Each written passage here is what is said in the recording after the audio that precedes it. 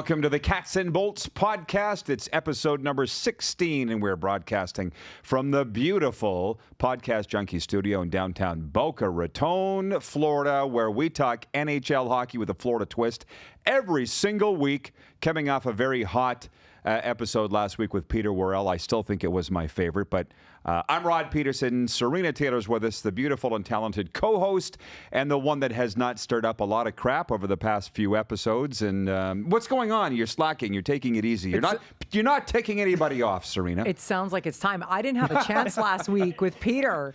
He's like, sometimes I ramble, but everything he had to say last week was so good. I absolutely loved it. Well, to be honest with you, I felt like you weren't talking enough, and that's on us. I was obviously had stars in my eyes to have Peter Worrell here, but I know this episode's going to be at least as fun, and I kind of build it as the All-Star episode because the All-Stars have been announced, the first wave of them for the NHL All-Star game next week. And to be honest, this show continues to be... What were we talking about the other day that I said... Or you said we should have a camera on the couch right now. What were we talking about? Everything. We've seen that for a long time. You've been saying that for a couple of years, but what specifically was this? Do you remember? I'm not sure. Yeah, well, we'll probably get into it here over the next 30 minutes. So my point is I've got the All-Star news. I got the All-Star lists. All-Star format changes. So as far as you know, it's the All-Star episode, but I have 9 other points to get here before we do that. So we'll try and wrap this thing up within our 30 minutes allotted or so. But I want to tell you that we are brought to you by DraftKings. The crown is yours. We'll be talking about DraftKings a little later, the official betting partner of the National Football League. Beach House Pompano, Buresco, Johnny O's Gymnasium. Workout with the pros at Johnny O's. Florida's largest covered outdoor gym is at Johnny O's on Boca Raton Boulevard. And brand new to the program, Pizza Pies. Authentic Italian food. Trust me, it is, because I met the owner, Camilo, last weekend, as did you. Best in town, they say on their Instagram. They were voted best pizza in Coral Springs. There you go. Vito's. Yeah. There you go. Pizza Pies. You can find them at Federal and Southeast 10th. Okay, so where we left off from last week, we're going to start on the Tampa Bay side of things because we do call this the Cats and Bolts podcast. Serena, in reverse chronological order, this is their games. 3-2 overtime win over L.A. in their last game, which was John Cooper's 500th career win. We'll get to that in a second.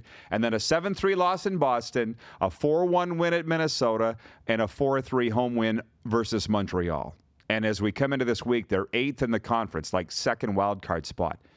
When I read those scores to you and results, what do you think first? Well, they played 4 completely different hockey teams. And when we were talking about them playing the Kings last night, I was literally undetermined on who I thought was going to win that game. The Kings have just been playing so well, and they don't usually miss a beat lately. So it's kind of up in the air. Montreal, you get hit and miss with them. It was funny. Honestly, not surprised they lost that badly, I guess, against Boston. I mean, Boston's incredible. So, and then Minnesota, that's always a crapshoot. You never know what you're going to get there. Right, but do you not think that's pretty up and down? Well, yeah, totally, considering like what I was saying is the teams themselves are so different. Completely different style. Montreal is a completely different style than the Kings, right? And Boston is a completely different, animal from that. So, yeah, does it mean anything? I don't think so. Yeah, well, I'm just wondering, and we're going to get into some Lightning talk here, so you Lightning fans that I know that you're watching, because you tell me that you are, may agree or disagree with this, but we move into point 2, and that's should they be a buyer or a seller at the trade deadline? I asked my guy, Blake, I won't say his last name, but I said, what's wrong with the Lightning? Because I'm seeing it going around Tampa Bay and up in that Bay area, the Gulf area, with the media. They're saying, what's wrong with the Lightning? And that's after lopsided losses, 7-3, right, to Boston and stuff like that. And I put that to Blake, what's wrong with the Lightning? And he says, it's their defense.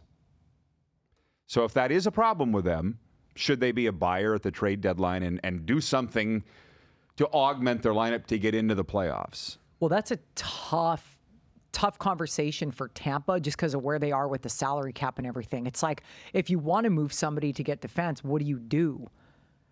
That's a whole deeper conversation that I don't know the specific answers to because I don't exactly know everything like that. But Edmonton has terrible defense.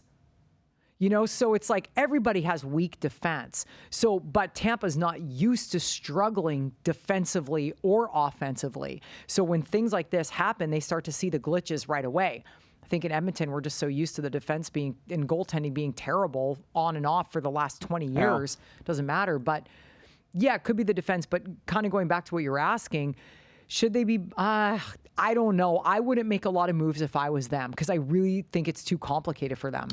Well, that was the question. What should they do? And by the way, it's not that we're not getting reaction from the viewers. Trust me, we are. They're just not mad at Serena, like the guy that said, why don't you do an Oilers podcast if you want to be an Oilers fan?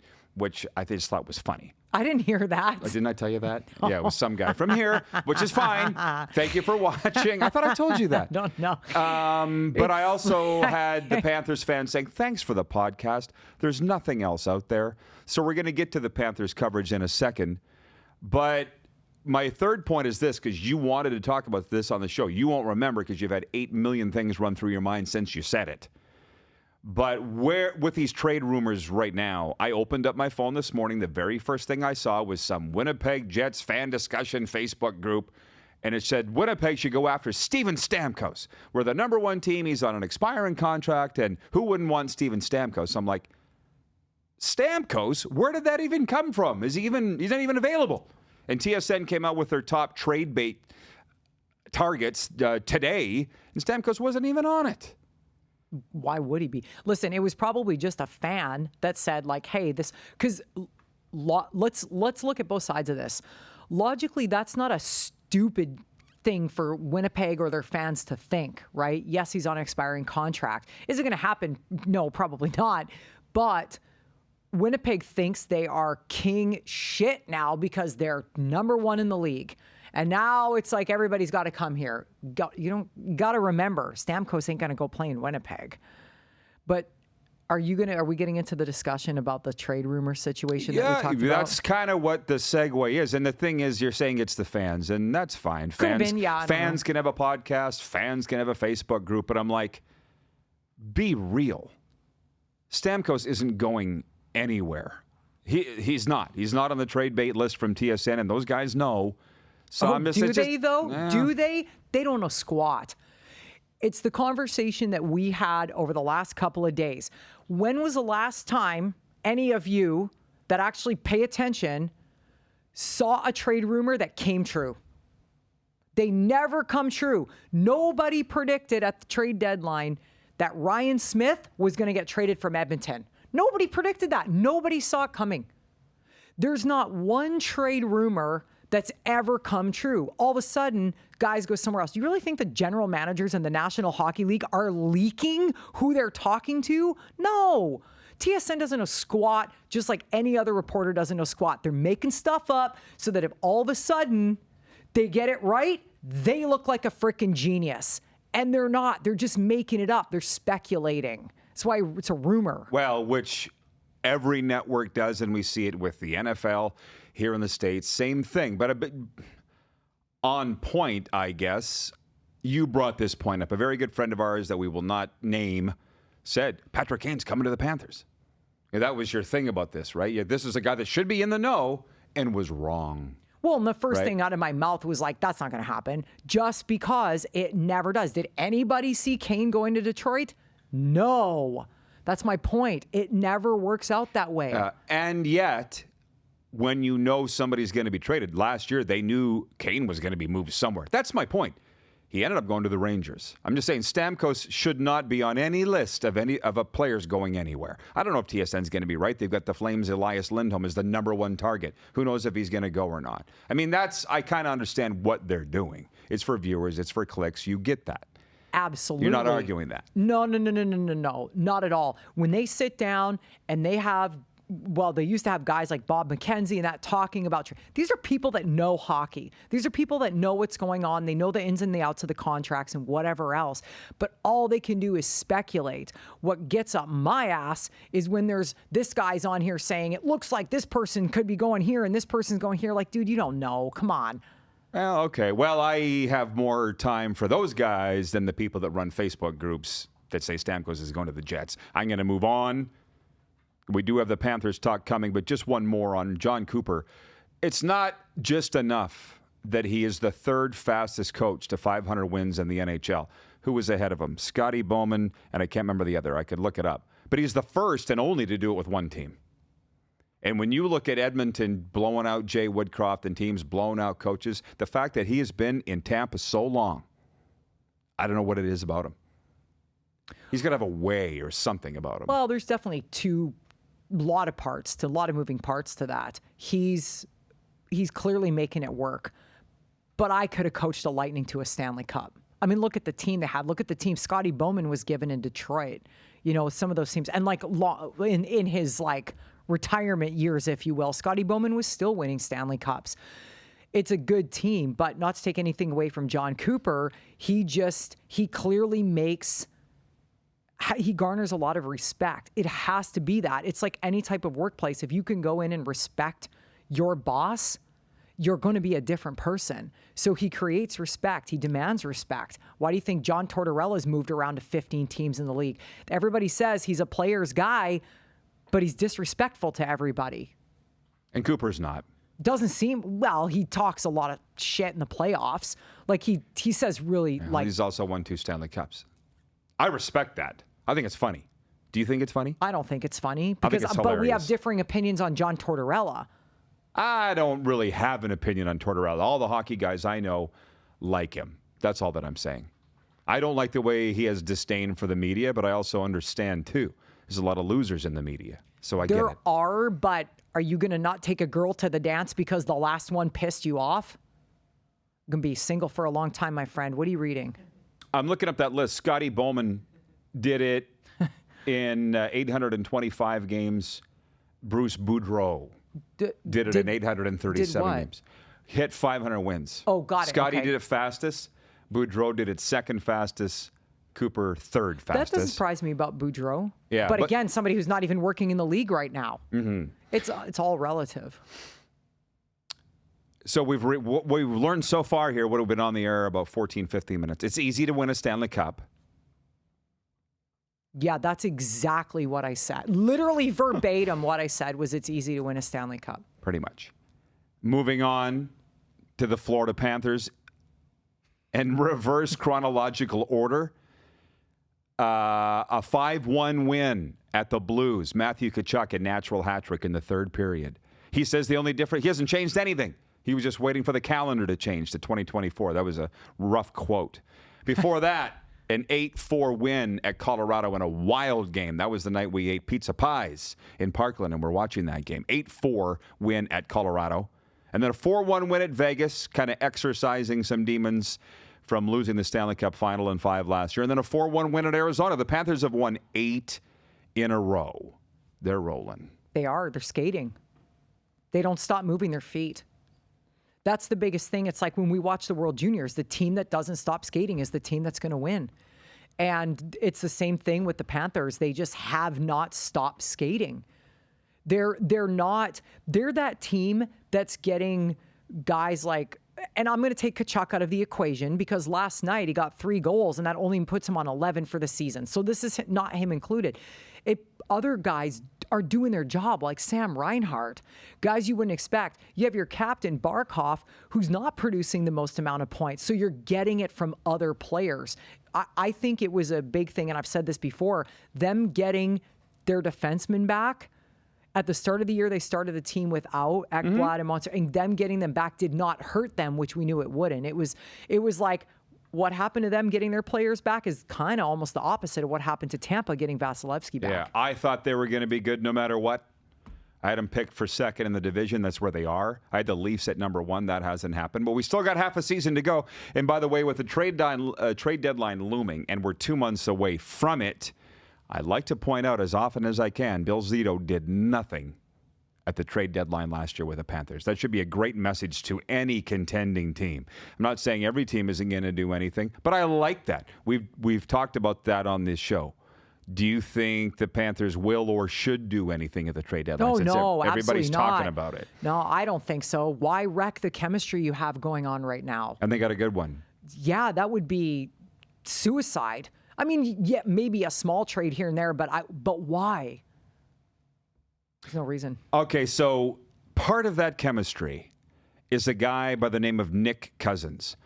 Nick Cousins got ripped apart by terms of what society is today by Kevin Bieksa on Hockey Night in Canada. He's the new Don Cherry. There will be a bobblehead of Kevin Bieksa come out someday because he's the new Don Cherry. He said Nick Cousins of the Florida Panthers is a rat for the way that he hits players from behind, hits them in awkward positions, injures players. And I think because it caught everybody off guard, nobody talks like that anymore. Grapes used to do that all the time. Grapes talked about that stuff all the time. And everybody listened because you know what? That fool was right every single time. And Bieksa's on a panel now at first intermission of Hockey Night in Canada. And that's where the real talk happens there. And Bieksa is not scared to speak his truth. And he was, to his credit, yes, he called him a rat at the end of the conversation, but he pointed out some very, very good things. Like there's no place in hockey for that. Somebody needs to sit this guy down and say, this is not okay. And anybody, Panthers fans or not, who disagrees with Bieksa is just not right. I mean, Cousins has got to dial this back. It's the same type of people that don't like Brad Marchand. They don't like him because he's dirty and he's this. Dude, there's a lot of dirty Panthers out there that don't get called on a lot of stuff. Sam Bennett is dirty as well, but he's not Cousins. Cousins needs to get kicked back a bit. There wasn't a lot of pushback on what Bieksa said, let's put it this way. But I watch the games. I see these dirty hits. I wonder why. Why did it finally take Bieksa to say it? Because, and nobody else to say it? Because who's going to say anything? The broadcasts that we watch, generally, we don't watch a lot of Canadian broadcasts unless it's Hockey Night in Canada. It's a different broadcast up there because it's a whole production. When Hockey Night in Canada's on, it's a production. There's the pregame, there's the this, there's the that, there's 2 games, there's after hours, all that kind of stuff. So it's a little different, and that's what Bieksa specifically gets paid to do. And when you have a guy like Kelly Rudy on there too, Kelly's very direct with that stuff as well. Kelly will call a spade too. And no one argues with them because they're right. Because they're right. You can't just watch hockey in Sunrise, Florida and think that you know the game. Kevin Bieksa knows the game. Kelly Rudy knows the game. And I'm not saying Panthers fans are arguing. But they wouldn't have seen what Bieksa said because unless they're like, they probably don't watch that or see the feeds from it. It's got to stop. They call a little like hook. A guy tapped a guy with a stick, and then Cousins is running guys' heads into the boards when they're down on one knee. That should have been a 5-game suspension, like my dad just said. It should have been a 5-game suspension. It was his second offense this year that he should have been booted. Hi, Phil. By the way, I hope you're enjoying this episode. Yeah, well, now I'm getting riled up. Why? Certainly wasn't anything I said. No, but at the start of the show, you're like, oh, you haven't said much, and it's been quiet. Nobody sent any hate mail. Haven't given you the chance. Haven't given you the chance. Email at... I know. It's just, again, this is something that I don't know that this audience here pays attention to or even cares about, but I know a lot of guys that have been fired for saying the truth or being right. So kind of that's my point. Yeah. And not just Bieksa and Nick Cousins, but it's that these days being right isn't necessarily going to keep your job. But in that situation, I guess it is. Right. Because he didn't say anything inappropriate. He said nothing inappropriate. Call the guy out. Yeah, but he didn't say it in an inappropriate. There was no discrimination. There was no nothing, which would constitute. Fair enough. But we're not going back to the Don Cherry conversation. No, I think we covered that. This is little. You got that, Ben? Yeah. She loves her some Don. It's okay, Grace. Okay, so now, finally, how many minutes are we in, Ben? We're at the 20-minute mark. Okay, we're 20 minutes in. And we finally got to what I said has brought you here today, the All-Star episode. And I don't know that I want to read this entire thing. Do you want a list of the All-Stars? Will people care? Do you want a nice refresher? We already know them, yeah. Well, we know that we do, but that's from Carolina, Sebastian Aho. From Boston, David Pasternak. From Columbus, Boone Jenner. From Detroit, Alex DeBrincat. From the Florida Panthers, Sam Reinhart. From Montreal, Nick Suzuki. From New Jersey, Jack Hughes. From the Islanders, Matthew Barzal. From Ottawa, Brady Tkachuk. From Philadelphia, Travis Konechny. I'm going to pause after the East, so just hang on. Sidney Crosby from Pittsburgh, Nikita Kucherov from Tampa Bay, the NHL scoring leader, Tom Wilson of Washington, Rasmus Dahlin of Buffalo, Igor Shesterkin of the Rangers. How do you feel that every team has a representative? Like Boone Jenner, a lot of people are upset that he's there. Participation trophies. Everybody gets to play. Okay, so you don't like it. Stupid. How old are we? Come on, man. Okay. When you're going to tell me that Shesterkin He is just won the Vezina. No. It's Shesterkin's the only guy going from the Rangers over a guy like Boone Jenner? Look at how many Rangers could be on there. That's all I'm saying. Okay, sorry. No. Well, so I have thoughts. I guess we know where Serena stands on every team being represented. And not shockingly, I'm for it. Surprise. I'm not joking, because why else would people in Columbus watch? At least there are guys in the game. Or Anaheim, Frank the Tank Vetrano, who was my favorite Panther for some time. Hey, why are you looking? Frank Vetrano was a great Panther. I know. That's why I loved him so much. That was an interesting trade. But anyway, why? Who cares? Let's see. What's the fan base of the Columbus Blue Jackets? How you going to grow it if you don't have an all-star in the game? If it hasn't grown yet, it's not going to grow. How many times do we have to have this conversation? I wouldn't argue with you there. From the West, Frank the Tank Vetrano of the Anaheim Ducks. From the Arizona Coyotes, Clayton Keller. From the Flames, Elias Lindholm. From Chicago, Connor Bedard.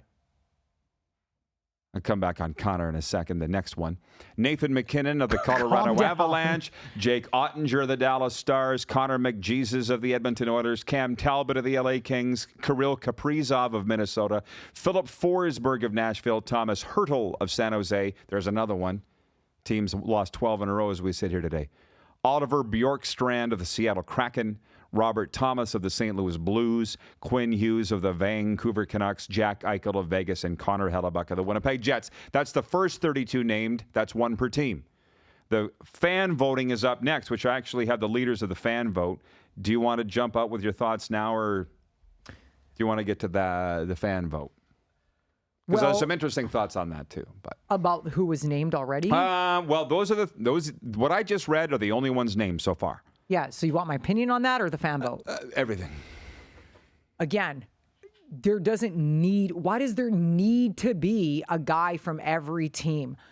If they're that popular, let the fans vote. If a fan votes Thomas Hertel on, great. Does he deserve to be on the team? They've won 9 games this season in San Jose. I don't know. I feel terrible for them because they're not having a great year at all. But there's a lot of names on there that there's guys on the team, like you're going to tell me that Thomas Hertel should be on that team before a Leon Draisaitl or a Zach Hyman or and that's in the Oilers. West. Right. But because I know how many points they have. Or you look at any of the teams like a Barkov. Barkov's the captain. Okay.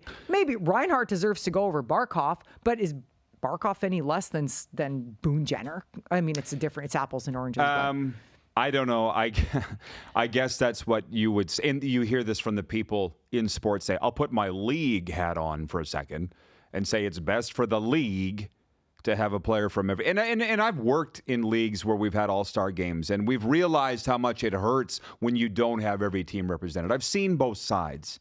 Okay, so let me get you're this not straight. going to get every all-star in the league. Just because your little baby Leon Draisaitl isn't named, you're going to be upset about this. He's going on a fan vote anyway. I don't care. My point is there's guys on teams that deserve to be there that are not going to be there. On the flip side, the All-Star game has become such a joke that I don't think anybody cares anyway. Well, how many of the fans actually really care? The players would probably rather have it off, which is not good. The NHL All-Star game used to be an honor in the 40s and the 50s. We wouldn't miss it. Even in the 80s. Yeah. We never missed an All-Star game. We're like, okay, Wales playing Campbell. Let's go. No, it's garbage now. Well, probably when the actual All-Star week rolls around, which is in a couple of weeks in Toronto, we'll do even more on this, on the format and what last year's was like as it was in Sunrise. And I think we'll have some thoughts on that even before this episode is up. But I have not. Well, I did read you this morning. This is who's leading the fan vote, which closes on Thursday. As of Tuesday night, these were the leading vote getters. William Nylander is the number one fan vote getter, and he's the one who said he really wants to play in the All-Star game. You talked about being an honor. He really wants to. Probably maybe because it's in Toronto. I'll tell you one thing about Nylander. That guy's a Leaf through and through. Yeah. He's clearly a Leaf. The Leafs have had so many good Swedes over the decades that when you're a Swede, it's an honor to play for the Leafs. So good for him. Right. Sundin, Borje Salming, it's a long list. By the way, the NHL did a really nice job of color coding this for simpletons like me. But see if something stands out to you as I read this list of the top vote getters. We mentioned Nylander. Colorado's Cale Makar. I'm going in order. Edmonton's Leon Draisaitl, Vancouver's Elias Pettersson, Toronto, Mitch Marner, Vancouver, JT Miller, Vancouver, Brock Besser. Rangers, Artemi Panarin, who's not going because his wife's having a baby. Colorado, Mikko Rantanen. Edmonton, Zach Hyman. Toronto, Morgan Riley. Toronto, John Tavares. New Jersey, Luke Hughes. Rangers, Mika Zibanejad. And then Edmonton's Evan Bouchard has snuck in there. And let's just go with goalies. Thatcher Demko, Vancouver. Sergei Bobrovsky, whom I love. We got to have a Bobrovsky bobblehead night, by the way. We have enough goalies. I'm surprised there hasn't been one unless we missed it somehow. Well, not for the last 3 years anyways. That's a good point. Anyways, Thatcher Demko, 1. Bob, 2.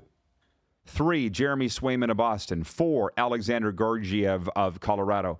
5, Linus Ullmark, Marc-Andre Fleury, Aiden Hill, Juicy Saros. So you're right. It's what we were talking about this morning. It's not a coincidence that the players that are getting voted in come from the bigger hockey markets and mostly the Canadian teams. You just have a bigger fan base, like amount of people that would vote on these things. You know, I was actually shocked that Bob was on that list. Not because he doesn't deserve it, but because, like, whoa, there's a Florida team that had a goaltender that got voted. So that what you're saying, if you go back, is look at how strong Tampa's been, and Tampa has some incredible players, and Kucherov might be the only Lightning player that plays in the All-Star game. I mean, Stamkos not even on the list. Not even close. And it's like, but again, that's why I think they split it up to every team puts a player in and then they do the fan vote instead of it all being a fan vote or all being whatever. Now everybody's happy. Now nobody can complain if this guy gets in or this guy gets in. But let's be honest, if it was just fan voting, there'd be multiple teams that didn't even have a sniff. So we'll see where this goes, and we'll talk a little bit more about this next week. All-star nods was my point. Number 9 topic is all-star formats. Your guy, Connor McDavid, came out. He's been saying a lot this week. He's sassy. He has not been afraid. Because he's sick of it. That guy, I think, has bottled up a lot of stuff for a long time, like everybody else. Okay, who? Oilers fans? No. Just like players, they probably, they have to bite their tongue. So she talks about it being an honor to be an all-star. She's totally right about all of that. But what I saw from the NHL game notes is this is McDavid's 7th All-Star game, and the only 2 Oilers to have more were Messier and Gretzky with 8. So they do count these things. They're almost like championships. You know, it goes on your Wikipedia. 8-time All-Star, Mark Messier. You know what I mean? Mm-hmm. That stuff means a lot. But McDavid said, I hope there's no surfboards this year, or something along those lines. Last year, I bought tickets to go at, I think it was $250 each, which you know how I like to spend money. For the skills. I don't. For the skills only. $250 each, so $500 US each. Yes, this distinction's US dollars. Right. And it was so bad. And I would like to think people have, whatever their dispersions are of you, people have watched 15 episodes of this show. I think they would know that I'm a positive guy. I left the rink mad, and I went up to the press box to see some friends, and I overheard a couple of guys say, can you imagine paying $250 to see this? And I'm like, I did it twice. It was so bad. Explain what was your experience in Sunrise with the skills competition last year. Well, it was, I think the biggest problem, this is what McDavid touched on. He's like, it takes way too long in between this stuff. I mean, come on, man. They had there would be one thing and then everybody be waiting for 10 minutes. There were more fans paying attention to the mascots that were walking around the crowd than there were people watching what was happening on the ice. It was an absolute disgrace. And a Panthers fan said to me when I was like, that was embarrassing. I would be embarrassed if that was in my rink or whatever. He's like, he kind of laughed and he's like, you're such a purist. I'm like, I am, because I was a hockey fan when hockey was good. And now it's like, what the hell is this? Like, we've had this conversation multiple times. I'm not a fan of the NHL. I'm a hockey fan. I personally think the NHL is the worst professional league in the world. It's garbage. And so when you put on a display like that, who are you trying to sell this product to? And like I said last year, this is you've had 2 All-Star games in Florida between the time you had them in Toronto. That tells you what's wrong with this league. So you're trying to sell the product in Florida, pushing, and then you come out with some crap like that. We were talking to hockey guys that were like, I don't even think I'm going to go to the game later because it's so bad. I don't even know what the format is because I don't watch it anymore. It's terrible. We won't name who those guys were. No, of but course if we not, did, the people would know their names. They were NHL vets. But even they were saying they were at a breakfast with Gary Bettman. That fool had to go into that breakfast with security because even hockey guys, like, if you can't walk into a room of your almost peers without security, you're wrong. Maybe he got word that you were going to be there. No, God, come on. That's why he would have needed security. But for anybody that was there, and if you're listening or watching this show and you're from Florida, you probably remember they had guys out shooting pucks at surfboards trying to knock them down. They went out to a golf course and were wristing pucks off the fairway trying to get them on the green. I'm like, what the hell is this? And those were pre-taped events. So we're sitting in the rink. There was live events in the rink, fastest skater, hardest shot, right, accuracy. But then in between were these taped events all around Florida. It made no sense. It was a long night. And I think you brought up Ovi's kid. Well, they having more ice time. Yeah, Ovi's kid spent more time on the ice than anybody else, and he probably got the loudest cheers. He scored a couple goals, raised his arms. It was awesome. But they came out with new competitions. They had the girls on there, and they had this, and I'm like, can we just get this over with already? These are terrible. Like, how is this even a skills competition thing? It was like, dump the puck and chase. Like, put me to sleep, dude. And at the time, I remember thinking and saying that I bet you Bettman walked into the offices Monday morning on Avenue of the Americas downtown in Manhattan and pounded his fist. I would hope he did, and slammed the door and said, what the hell was that on the weekend in Florida? But I don't know. I don't know how the inner workings of the NHL. But what I do know is they have changed the format for Toronto this year. And we'll talk about that in the weeks upcoming. Can you imagine? So do you think somebody got their ass kicked over this? No, because he doesn't. Everything Gary Bettman thinks, I think the polar opposite. So my guess is he supported this. But can you imagine? Listen, Leafs fans are serious. Canadian hockey fans are serious. This is a big deal. People go to games in Montreal wearing suits and stuff. This is a big deal. Can you imagine that monstrosity happening in Toronto? Leafs fans would be irate, and that the league would never recover from that. That's why they changed it. Somebody complained then.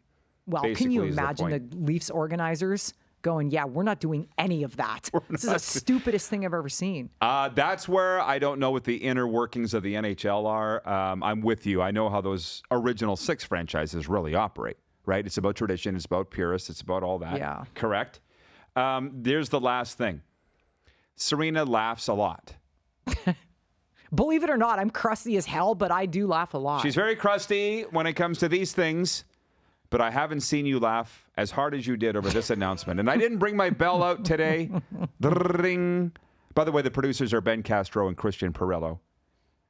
The Florida Panthers announced today they will begin a 3-game 30th anniversary series with 90s Night, presented by SeatGeek on Thursday when the Panthers host the LA Kings at Amerint Bank Arena at 7 p.m. The Panthers will welcome back select alumni from the 90s, including first ever Panthers captain Brian Skrudland to drop the ceremonial puck, along with Bill Lindsay, our favorite, Ray Shepherd, and Tom Fitzgerald, who will participate in the night celebrations. Panthers will have American singer, songwriter, and record producer Montel Jordan. That's where she started laughing. And I don't know why.